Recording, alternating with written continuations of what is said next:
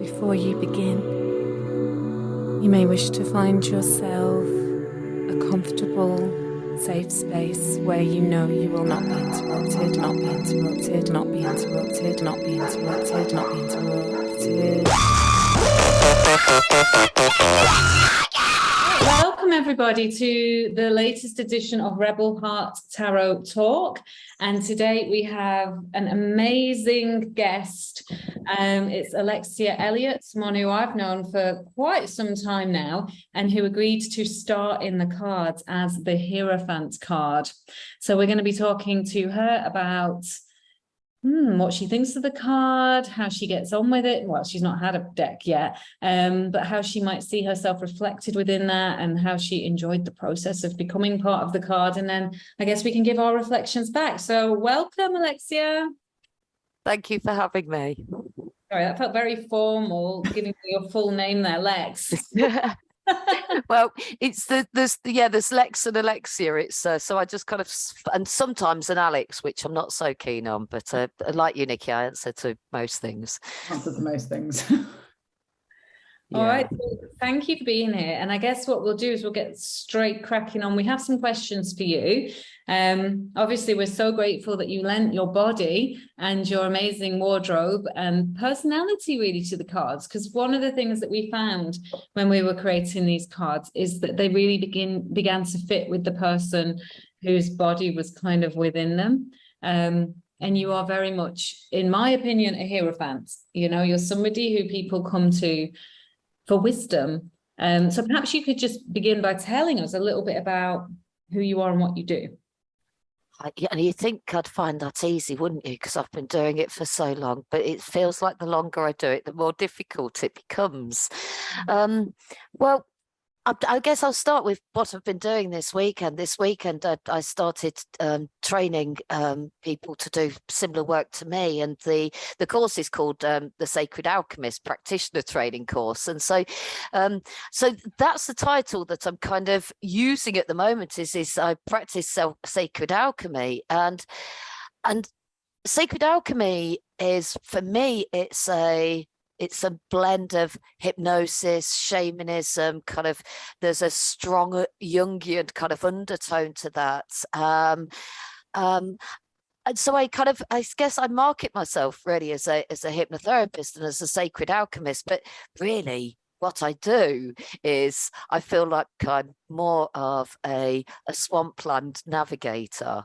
And so, you know, kind of metaphorically, I feel like every day I kind of put my big waders on and the big coats and kind of meet people in these darker landscapes of where people get stuck in the human experience, and a lot of people get stuck in the landscapes of the soul swamplands, and that's where I kind of hang around down there, and really I walk alongside people and kind of point out the kind of the useful kind of symbolism and points of reference that enable them to get a deeper understanding of really what goes on behind the scenes for them, what goes on behind the scenes within humanity. And so there's this kind of this personal experience that help people learn to navigate and develop the skills to be able to move through difficult experiences.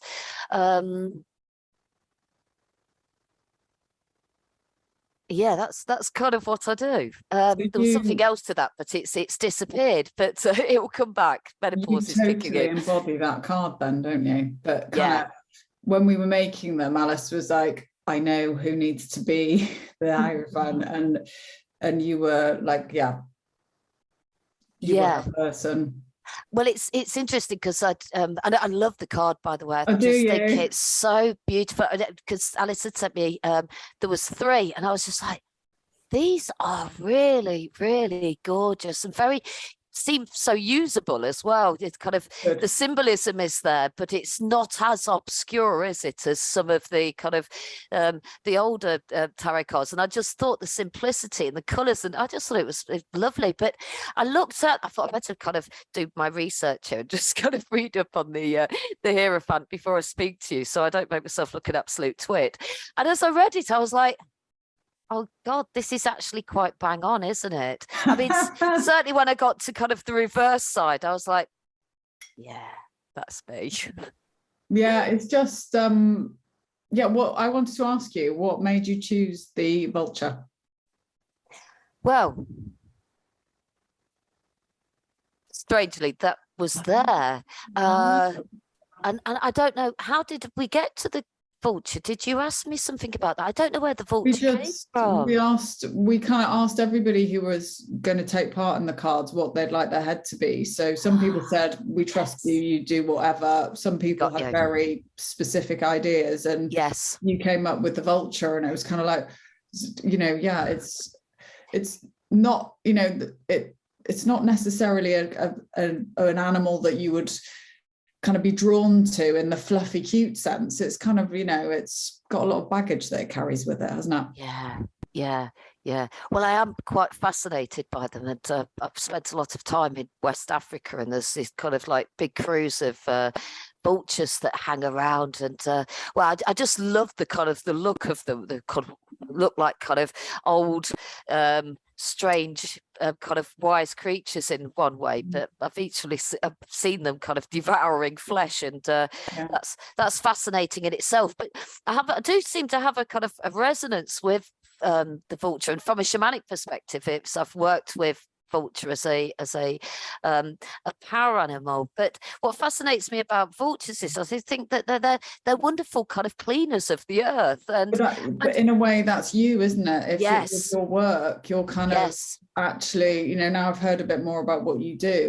It's that thing where you're helping people to kind of clean up the things that where they're stuck, and push them forward. So actually it's the perfect animal.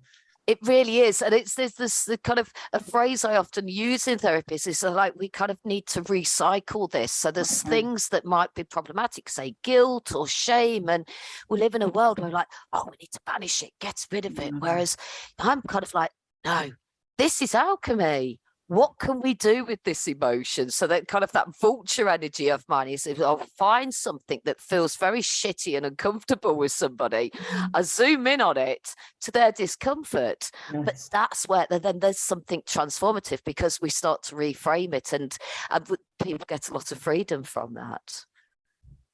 Yeah, I guess it's the whole taking over the bones and returning it to the earth and becoming something, the next thing. That is enabled because of perhaps that darkness or that difficulty. For sure. And I feel like sometimes I do pick at people's bones, and it can be quite uncomfortable. But you know, we've got trust at that point, and they seem to allow me to do it. And so there's kind of, I think there's very many elements to the kind of the vulture energy there. Yeah, no, definitely. And I think like I say, it is such a perfect marriage in that sense. So what drew you to getting involved with these cards? Because I know you know Alice, so kind of what drew you to kind of sort of saying yes to putting your body in our cards? Well, I didn't think about it. Alice asked me, and I was just like, yes, of course.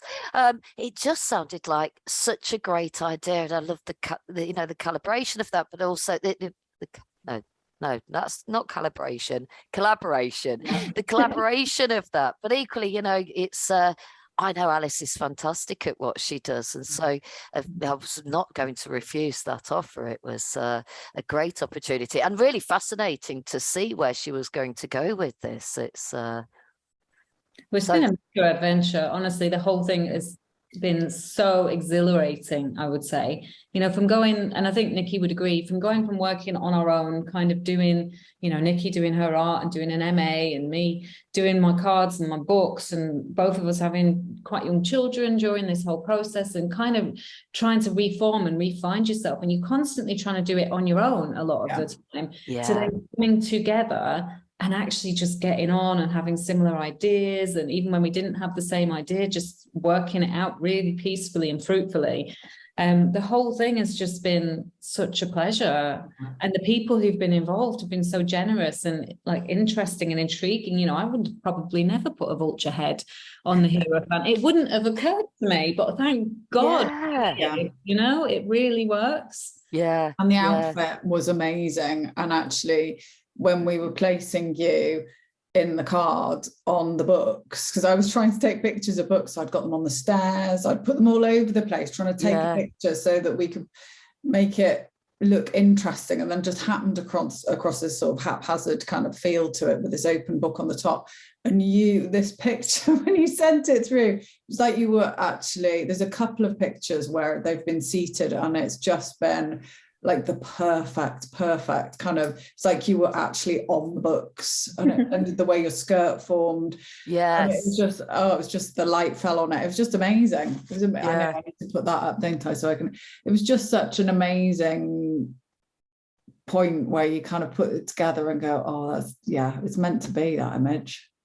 It's really thought-provoking, the kind of the collaboration now of the vulture and the Hierophant, and kind of, I'm going to spend some more time thinking about that, so kind of how these two archetypal images could what will come of that. It'll be interesting. I'll keep note of that and let you know. Definitely.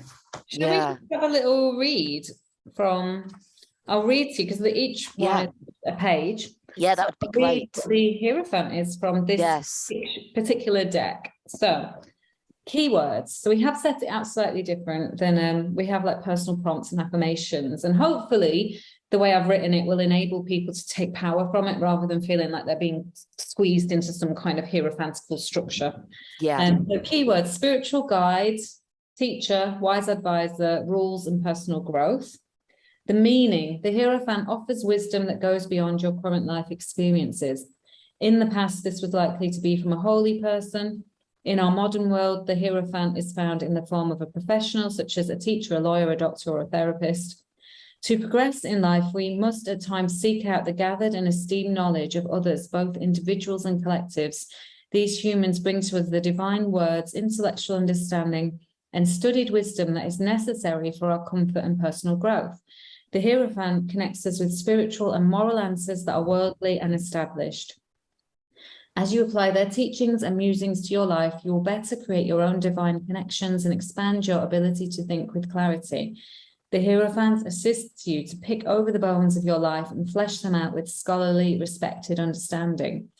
The Hierophant does not ask us to blindly follow direction or cultural norms. Rather, we are called to educate ourselves with the knowledge offered by others through their particular work and purpose. In such community and collaboration, we are gifted beautiful opportunities to grow personally and as a society.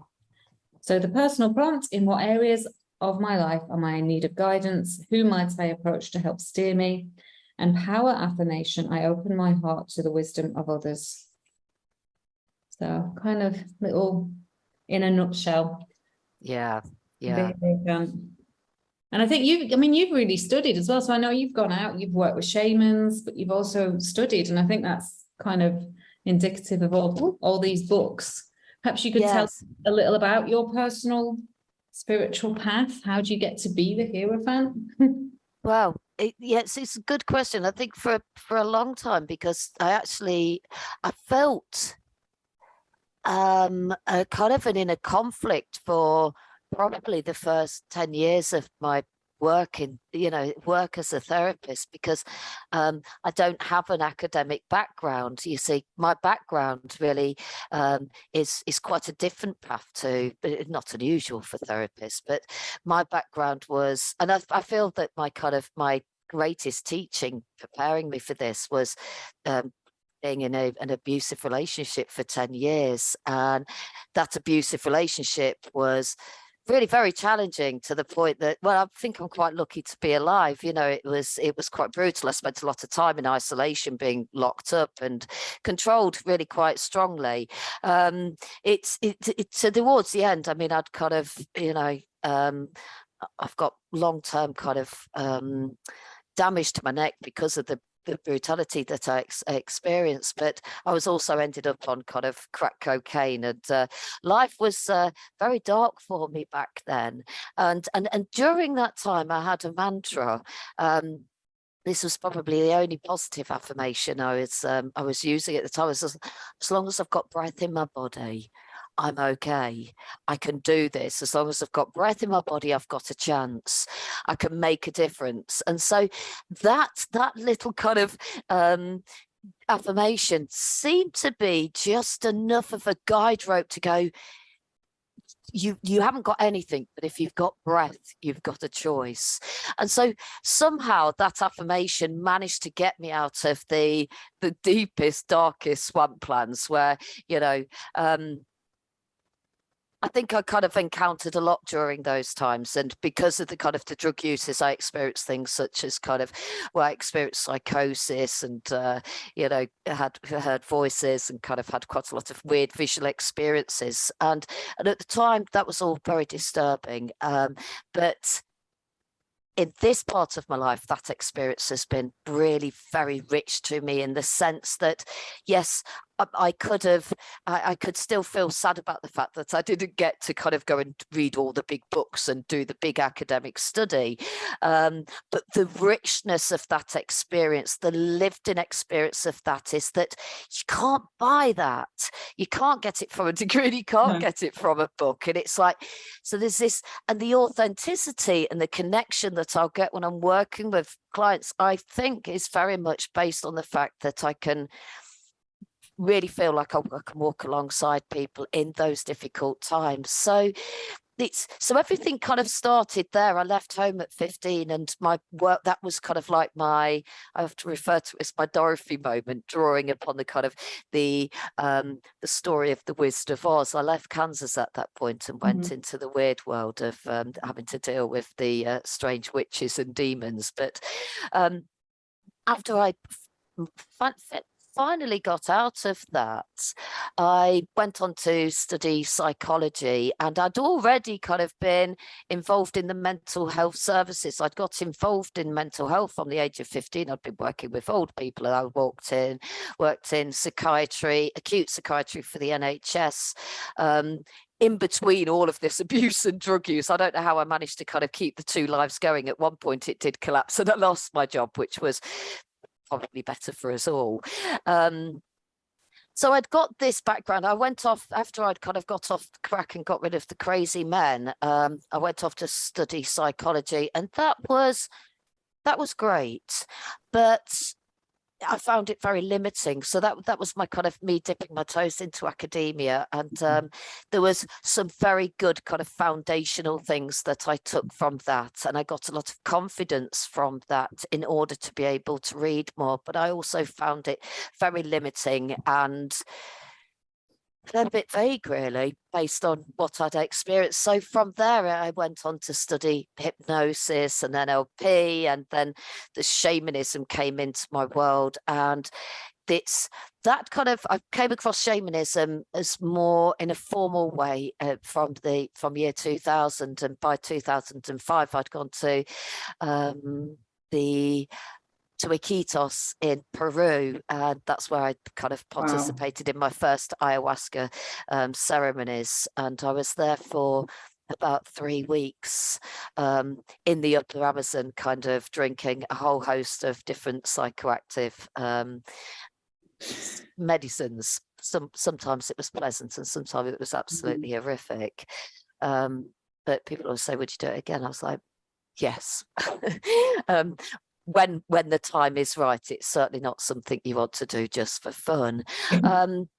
But that stirred a lot up for me, and I think there was some big breakthroughs that I got from that, but really didn't fully understand the landscapes and the symbology that was being kind of delivered to me from the ayahuasca. So a year later, I went back to Peru and I went to the Andes, and that's when I started working with San Pedro, which is again a wonderful psychoactive medicine, and again I got a lot got from that. But once again, I didn't really fully understand what was being gifted to me, delivered to me at that point. And so at that point, I think it really opened up this huge curiosity to take my understanding and my work deeper. And I think from that, it has just the depth of reading and the kind of the scope of which I will be exploring is really quite vast, to the point that I'm training at the moment to be a clown facilitator, which sounds probably quite far removed. We're like, hang on a minute, you're drinking ayahuasca and now you're training to be a clown. But these worlds are so interrelated, and so I don't always take the traditional path. I haven't taken the traditional path of going to university, studying psychotherapy, getting my master's, those kind of things. But my studies are continuous, and but it's often I'm always looking for different ideas and different ways of people being able to experience wholeness, that are much more embodied at the moment. And I guess that's what I was really searching for when I was kind of working with the medicines in the kind of the early 2000s, is trying to bring my body, because a lot of therapy is kind of, it's stuck in their head, and we sit and kind of flap our gums. But now I'm much more interested in this things from a much broader perspective. I don't know if that answers your question. No, I've gone off on a tangent. For you, you've not come with foundations that are typical. When you think of your early days and your start with everything, and that kind of pushed you on this life, is that those lived experiences,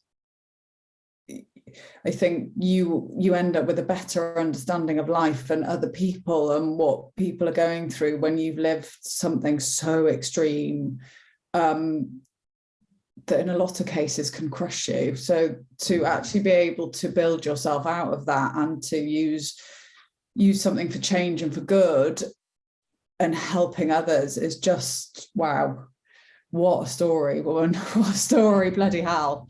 Yeah. I think there's a lot to be said as well for the fact that it continues to evolve. So as the Hierophant, you're never actually really on the top of that pile of books. There's always the next learning. It's that continue. And I think any Hierophant who puts themselves on the pedestal and is like, actually, I know everything now, which is perhaps the more patriarchal, you have the certificate, therefore you don't need to continue to learn. But you're on a different path entirely, and it's one where you're constantly the student, because there's like this need to fulfill this inner yearning for more information and to continue to evolve your practice and yourself. Yeah, for sure. It's and that resonates, because sometimes people will say things like, oh, you know so much, or you're the expert, and I'm like, oh gosh, no, please don't, this is a massive limitation, please don't put that on me. I like being the student. I see myself as a continual student, and that gives me a lot of freedom. As soon as I say that I'm an expert, there's an expectation that I'm knowing, and I've got, and you lose so much from that. It's I prefer this much more exploratory way of kind of working with people and exploring life, and an endless curiosity, isn't it? Yes. And so the kind of, rather than keeping you stuck in a space. for sure. So the traditional kind of formats, even the kind of the very traditional kind of processes of hypnosis, I've had to break away from. Even the kind of the shamanic, the kind of some of the more structured formats of shamanism, I've had to move away from it, because I find that it just starts to get a little bit limited, and that just doesn't work for me. So the rule thing with the Hierophant is that's always a bone of contention for me, and it's kind of, and it's an interesting one, because it's at the moment I'm teaching my students all of the rules, but I can't wait to teach them how to break them. Yeah. But that is this deck is that we've kind of, I come from a background of not really knowing very much about tarot, and Alice is the one that's got the information and the years and years of learning. and she kind of was like, right, this is the traditional meaning, and then we built on that, didn't we? And you kind of looked at how Alice kind of deals with them and looks at them and feels and thinks about them, and then we built from there. And so it's kind of that rebellious breaking in a way is well, we had to. I feel like if I'd have stuck to the rules and the traditional and formatted way of doing tarot, I'd have given up 10 years ago. And it's only in giving myself permission to do it how I want to do it, and recognizing my own validity and how that is, again, constantly evolving, that these could have come about. And that staid approach of this is the meaning or this is the card, it's just incredibly dull and boring and limiting. And, from here, my understanding will continue to spiral and grow and become something else entirely. It's incredibly exciting. But when I was trying to fit myself into that very limited, this is what people think tarot is and what the expectations are, I found it quite mind-numbing. Oh, gosh, it's so stifling. It's so stifling.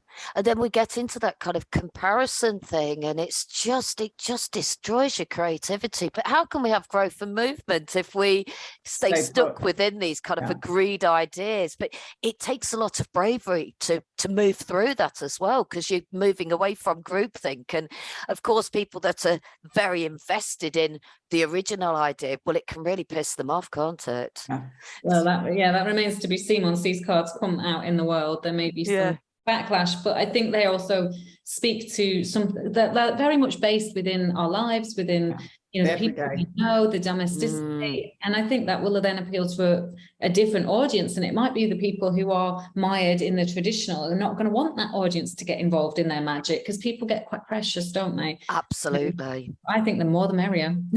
For sure. I'm the same.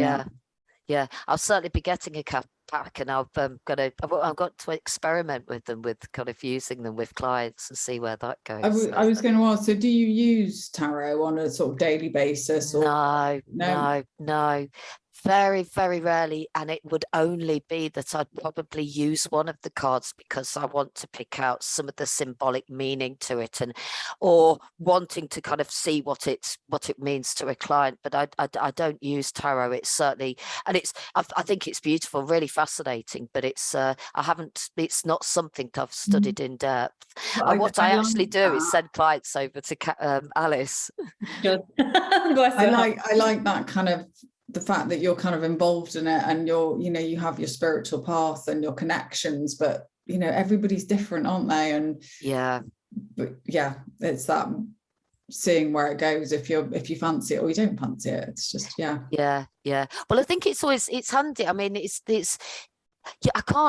I'd like to think that I could study everything that's going to be useful in the context of spirit, but I'm just not going to be able to do that. So I think efficiently, I just go, you just focus on the things that you're really, really good at, get good at those. And there's always going to be other people that are great at this. And so I'd love just going, go and see this person. This person's fantastic. And you're going to get a richer experience with them. They live and breathe it. So I'd rather send them over to, somebody like Alice, that she lives and breathes it. It's going to be a much richer experience than me trying to just kind of, patchwork something together to make myself look like I'm, it's a great.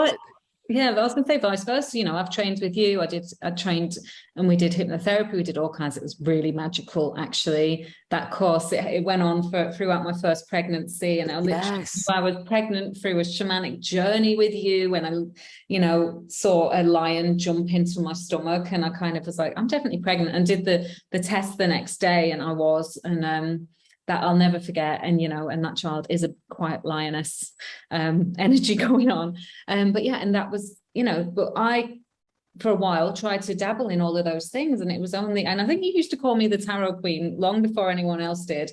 Yes. But it took me a while to get to that, because I was like, no, well, I've done this course with Lex, so I've got to do the hypnotherapy. And I did all of those things for a while, but now I would just send people to you. But I think that's a thing about growing up, I suppose, in that sense, is that you find your path, don't you? And then you kind of go, okay, I'm really interested in that, but I'm going to go and see this specialist and that's this card, isn't it?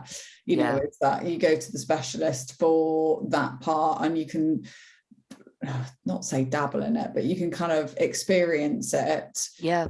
But actually it's owning the thing that you're good at. And I think it takes a while to kind of go, okay, this is me and that's what I am, and this is what I can do, and that's what I'm comfortable with, and to own that persona or whatever it is. And kind of go, and I'm fine with that. I can push it. It all feeds into everything and kind of helps you elevate in different ways. I know a lot of the stuff I learned with Lex, which at the time was quite a lot of NLP and hypnotherapy. I do a lot of that with the kids, you know, just personal and private kind of. And the only one session that I actually missed of that course we did, and it was about a 10-month course, was when I was giving birth to the little lioness. And it was the tarot card session. Which I hate it wasn't, and that was actually going to be, that would have been delivered by Martin, who has studied at the tarot for a long time. It was really wonderful. So it was a shame that you didn't get to kind of have that experience with Martin. It would have been fascinating to see the two of you actually at that point, but you had more important things happening. So well, not sadly so, but yes, I would have liked to otherwise engaged. So yes, that's kind of, that's how I got into it really. So it isn't the normal story, but one of the things that's given me the greatest freedom is actually just, I was talking to a client last night who's also a therapist, and they were getting stuck with the identity of the models in which they've been trained in, and kind of saying, oh, I'm not very good at this, or I'm not very good at that, and they'd spent quite a lot of money kind of really fine-tuning and getting to get better at those things. And I turned around to this lady and I said, it's not the techniques that you need to be developing here, it's trust with yourself and allowing what's going on here to really begin to flourish. Because if we get so drawn into the techniques, the rules of the routines, we're carving ourselves up. The real magic here is actually what's living within. I think that's really hard to come to trust. It is that trust thing. Absolutely is. It's that thing we were talking about before, about stepping into the thing that you know that you're good at, and actually having the confidence to let go of the things that interest you but actually aren't your path. And I think that takes one, trial and error, and two, age and experience, and three, learning that trust. It's hard. It really is. To stand in that space and kind of go, this is me, and not be embarrassed about it, and kind of go, I want to be apologetic, to actually go, this is me, and that's what I do, and I bloody love it. Because you tend to have to kind of break away from the group or and outside of the kind of the comfort of those norms. And so but there's something wonderful that comes when you do that. You really do get that feedback comes to you really very quickly from the outside world. Yay, well done. But it's one hell of a journey to get to that point, for sure. But then, when we think about it, from birth, we've been kind of, we come into the world, we get smacked immediately. It's welcome to the planet lunacy. And, from that point, we're told all the things that we shouldn't be showing, and what we shouldn't be, don't show that, don't do this is wrong, that's wrong. So, by the time we get into adulthood, how much of this is really fully present, and how much of it has been shoved away and repressed, and that's in the naughty box. And so to embrace that and to live from the heart, you've got to kind of look at that stuff as well, because you can't do that without kind of bringing all of this energy back in. It is a challenge, but a worthy one for sure. It's a life's work, I think, for most of us. Undoing all that, all that conditioning that people don't even realize they're giving to you. But well meant, some of it as well. It is, but I think it's wise to be mindful of that this isn't a kind of we're not working with just going to a destination here. This is a process, and actually, if you're wanting to grow and evolve, then it's working through, that is consistent. Yeah, I think the tarot, that's how I've come to sit with the tarot these days. They're really good at undoing some of that and helping us to look at things from a different perspective. So we're not fortune telling, we're sitting with what's already there, what's already messy, what needs undoing, what needs reflecting. And that's really evident in your videos. And I was thinking about you the other day. I was like, do you know what, Alice, your determination to just keep showing up and doing those videos, it's like, I would probably last a week and I'm like, oh God, I don't have, and lose interest and go to something else because I get so flighty and excited with ideas. Yeah. I was like, the tenacity that you just keep doing that, I find that so impressive. Which there's lots and lots and lots of things I've picked up and tried to do repeatedly that I have failed at, or that I've let go of, or that hasn't served me. But the videos, I quite like them. They take me really natural at them, though. Honestly, yes. Like it's worth doing to keep putting this. And I think I've stepped into that place now where I'm confident with doing what I do. Yes. And I need to, I guess, kind of own it, yeah, and keep producing it for my own sort of affirmation as well. Part of your practice now.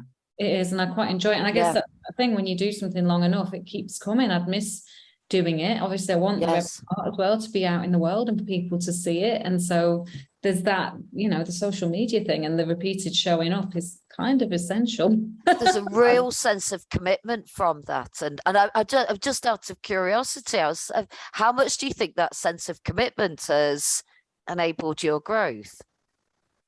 A lot, I would say. Yeah, and there was a turning point, I think, in maybe around lockdown, where I was getting lots and lots of rejections, and it was heartbreaking. And I had that book published, and it did kind of well. It was on like the Daily Mail, You magazine front cover article, but at the same time, lots and lots and lots of rejections. And it was around about this time when I had to figure out what I was doing and why. And it was like, whose version of tarot am I creating? Why am I even bothering showing up to this? I had a real crisis of faith where I'm like, do I even believe in any of this anymore? Yeah. Is there even a spirit, or is it all just pure accidental? And and I kind of gave up for a bit and stopped. And I don't know, I still don't, at the formation of what happened, the change, I'm not sure. It was a lot of internal work. It was therapy. It was probably having had sessions with you. It was loads of different things. And I don't know, it came about that I started it got suggested somewhere. Niki had suggested doing cards in the past years ago. My agent may have suggested it, and then it just was like, if I'm going to do this is going to be on our terms, in my terms, different terms than my entire life previous, or the whole 42 years previous, kind of were a learning ground for who I'm becoming and what I want to put out into the world. And you find the right people, and then we all collaborate. And it was definitely an of the moment thing as well, wasn't it? Because we've said this, had I not been doing my MA and exploring, because again, it's that thing about the organized education kind of thing. It's kind of, I did struggle going back and having to do the dissertations and things like that. I really struggled with that. I was just there for my practice more than anything, than the writing and the theory side of it, and the kind of that heaviness. But had I not been doing all of that, I wouldn't have been creating the images that I was creating and exploring that whole kind of processes that I was looking at with different materials and different ways of making images. And had I not been doing that, we wouldn't have created this deck. It would have looked really different. Had we done it 5-6 years ago when we were kind of talking about it originally, I don't think I would have been able to do it. I actually don't think I would have been able to produce 78 different images with the content and everything else. I think had I not been at that point where I'd really submerged myself within my work and was really exploring it and questioning it, it was totally a moment of time, this deck, wasn't it? It was like everything kind of collided at the right time in the right space to be able to produce it. Is really and I think, as you kind of asked about the commitment, where did the commitment come from? How I don't know. It wasn't there before. It was wishy-washy, and it was a bit okay, I'm doing this for a while and then stopping and start. And it's the mix of the permission that I gave myself, the kind of dark of the soul, but also the passion, and then igniting those things and recognizing I can do it my own way, and that's that. Yeah. I think it's also the working with somebody where we both had our own kind of spaces within it, and that encouragement of each other, and kind of growing that relationship and that collaboration and that friendship and that trust that, you know, that Alice could describe things and that I could then kind of go, oh, this idea has floated up, and then we could shape the idea, and that something right would come out image wise as well. There was a trust that, you know, because we did it through this, you know, literally. Yes, I get you. This is the first time Alice has had the deck in her hands. Everything else has just been through the phone with photos. So it has been but that's remarkable, isn't it, that you've been able to communicate in that kind of that creative and sacred space, that somehow what Alice was thinking and feeling and interpreting in her mind you've been able to translate. Yeah, that in itself is just kind of, it embodies tarot, doesn't it? Yeah, and it's been really fun. And I think I can imagine. You talk about doing the clowning, like this, there was no, I don't ever remember feeling particularly pressured or stressed or like this was work, you know, it was complete joy the whole time. And I think and clowning around with a lot of photos. I can imagine. One of the funniest experiences of my life have been creating these cards. It's a lot though, isn't it? When you said 78 images, I was like, wow, boy, that's a lot of work there for you. I actually think it's one of those things, we kind of went into it eyes wide shut, you know, it's kind of like, 78 images. No problem. Yeah. Forgetting that we've also got to live life and do life and do all the stuff that comes with that. And so we kind of went, and you just kind of, then you look at a time frame, thank goodness we had a time frame, otherwise we'd have just kept going with it. But yeah, you just kind of go, that uphill climb to that middle number, and you're kind of going, oh, are we ever going to get there? And when you start on that descend into the final few, and that felt really weird as well. That was quite anxious making, coming to those last. I can imagine. You kind of go, oh my God, this is coming to an end, and this is really weird that we've produced all of this. It was, Yeah, but clearly worked, and wonderful that, you know, you had that challenging time, that because look at what's come from this, the fertility that's come from it. It's and so much freedom from that discomfort and the rejection that you felt. It's interesting, isn't it, how rejection can become such a wonderful gift. We take it so personally, but really it's just the universe going, wrong direction, keep moving. And if we could just really kind of feel that rather than having the pain of rejection, it'd be so much easier, wouldn't it? But you have to hit that bottom note on all kinds of different areas to then actually commit, choose yourself, choose your life. You know, it was around the same time as of these cards getting signed to the publisher that I left my job of years that I'd been moaning about. Again, it was that half-hearted, I'm doing tarot, I'm writing books, I'm doing this, but I'm also just keeping my job here, because I got to the point of feeling so utterly fraudulent in everything, and kind of threw it all up in the air, and then came back down and realized this is what I'm doing, and creating. And it is constant creating, isn't it? Even doing this, it's kind of like Alice left a message the other day and went, oh, we seem to have made a YouTube channel. Just that, just kind of, I think it's also that collaboration thing. You just kind of can throw yourself into it and go, let's just jump off and see where we land and where it takes us. And I can see a lot coming from this, though. There's lots of growth with what the two of you are doing. You know, it's like putting faces to names and meeting you. You know, you're in the cards. We've talked about you. Alice kind of went, oh, I know this person that, you know, kind of would fit this card perfectly. And then getting an opportunity to have a conversation with you and hear your story and hear your incredible way that you have shaped yourself and pushed yourself forward and use what you've experienced into this, you know, you're literally holding the light in your hands, you know, you are the giver of that, you know, it's incredible. So to have that opportunity to meet you through this project is amazing. Oh, thank you. Well, I feel very honoured to be given such a beautiful card. It's I don't really think about what I do, and I think a lot of the time I tend to be really quite busy and tend to, apart from doing a few kind of random videos on social media, I tend to keep under the radar. So so it was there was something quite validating. I was like, oh. That's how people see me then. Yeah. That's nice.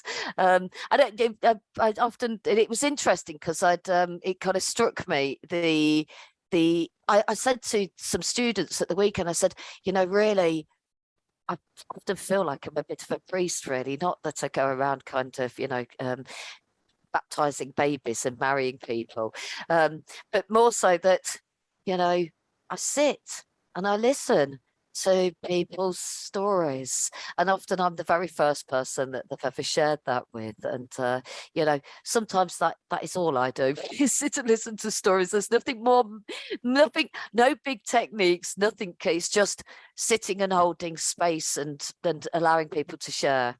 Alice and I have talked about that a lot with this, is that it's that faith which I think we're all searching for.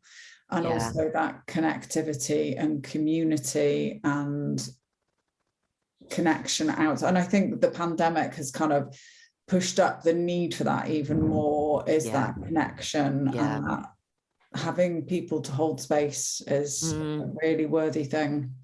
Yeah, I think it feels like as well that there's a shift occurring, and I think more and more people are wanting to kind of to what I call kind of learn more about the language of the sacred, the kind of the inner worlds, the you know the language of the swamplands, the you know, these unconscious worlds, which is of course very symbolic and poetic, and we seem to be kind of so far over into kind of right brain left brain logical kind of disconnected fragmented thinking, that I think humanity really needs to kind of to draw upon this balance, and these cards are very accessible, aren't they, to teach people to kind of invite people into this deeper layer of communication that occurs within us. And hopefully, I think sometimes that's the point of my work, is a stepping stone for people who are not there yet, but who are interested and have had experiences and are ready to kind of start exploring. You know, whenever I've tried to go down the path of writing the big, deep and meaningful kind of poetic, heavy tome of information, it sends me a bit nuts, honestly. It does me. This kind of light neon and, you know, Niki's amazing contemporary art has been so refreshing, and just like, this is where I'm at and this is where she's at, and together, you know, hopefully we can bring some people on with us, you know. I've no doubt you will. Definitely. Yeah.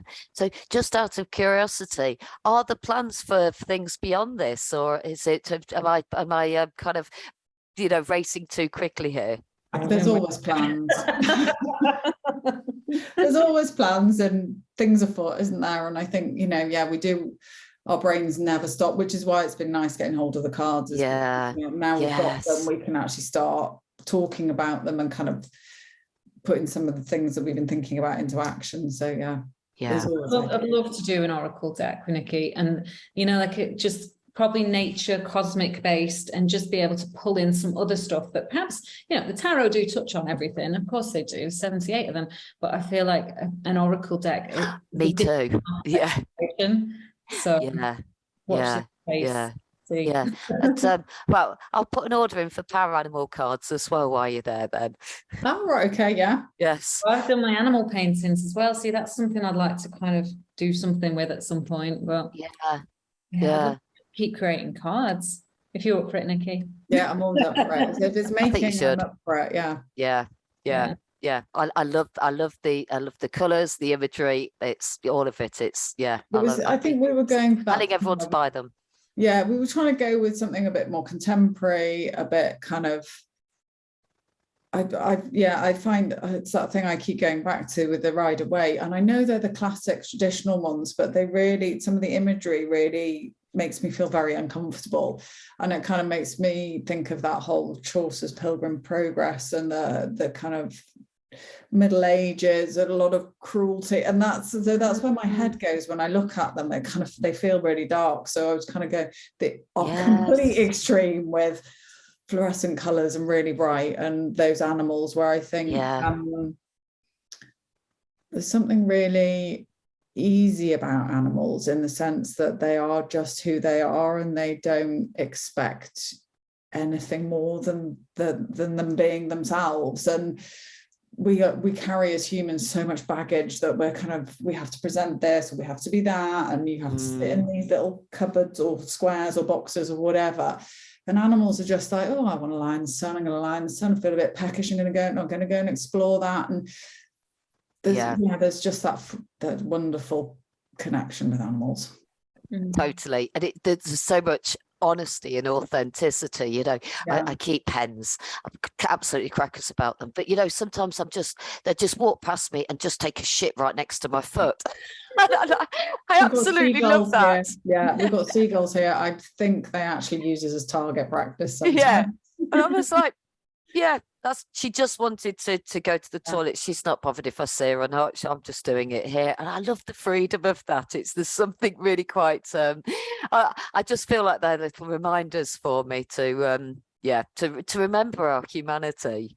And I think those your cards have kind of they've got that, haven't they? And I love what you said there about the kind of drawing the distinction between the kind of the traditional cards. It's like most people, if they see, which card's got all those pomegranates? Is it the Fool? Is it pomegranates in one of them? Sorry, the High Priestess. The High Priestess. Yes, well, most people aren't going to understand the symbolic nature of those unless they're already kind of versed in, you know, esoteric studies. It's a beautiful idea, and I like that, but most people aren't going to see that. But I think that there's other things like the books on the image of mind. It's a much clearer translation, isn't it, of what you're trying to kind of bring into people's awareness. Yeah, so they can source their own life experiences for meaning, rather than then having to go and find out what something means on a spiritual level, or, you know, ancient history, which is great. They can do that as well. They can get another day to do that. But with this, it's like, okay, so I recognize these items. There's an iron here, or there's some children, or there's, you know, somebody in a paddling pool. It's totally relatable, everyday, modern, contemporary, which hopefully will dive them into other things. Yeah. Well, we've always got to have an entry point, haven't we? We do. Nice pink will work. Yeah, for sure. That's great. All right then, ladies. I'm thinking we've talked for nearly an hour. Oh my goodness. Yeah. So I will wrap things up. But I just want to say thank you, Lex. You were as wonderful as I thought you would be. Everybody who's watching, please tune into whoever our next interviewee will be, or our weekly tarot card pulls. But thank you, subscribe, and thanks again, Lex. Yeah, thank you, Niki. Thank you, Alice. Really lovely time with you. And I wish you all the best. And when you've got it all going, I'll put a link on my website, and recommend clients get them, and we'll have some fun with them in the therapy room here. Oh, wow. Thank you. We'll have to do a coffee or something soon, Lex. Yeah, that'd be great. We'll do that. Yeah. All right. Okay. Take care. Lots of love. Bye. Bye-bye. Bye-bye.